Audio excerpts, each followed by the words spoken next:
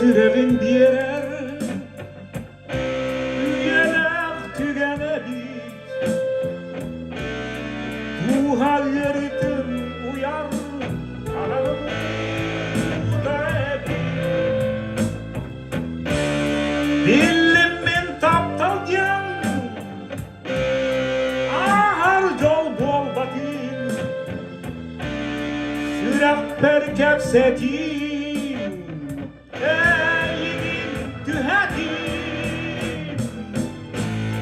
her dağı vazbı kemer dağı olere neydi soğuktuğun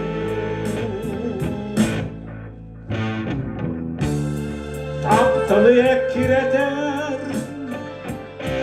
İkizden dilinler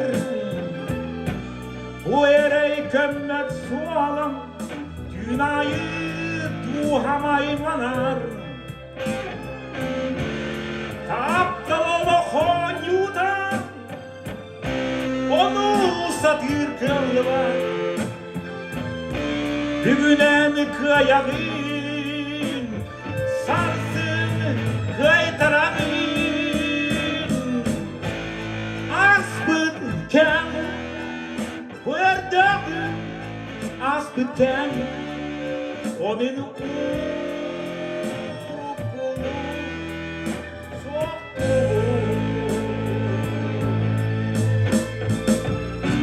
o günden elbette sığonu kasta sürekler vargın ona zira var.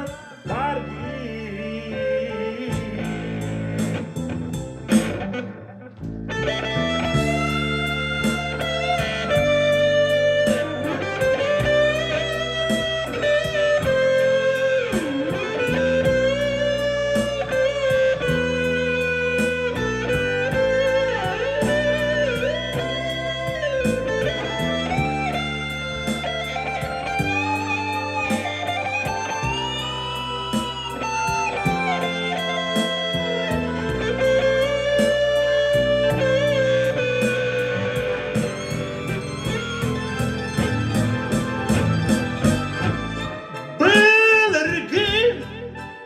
köprüden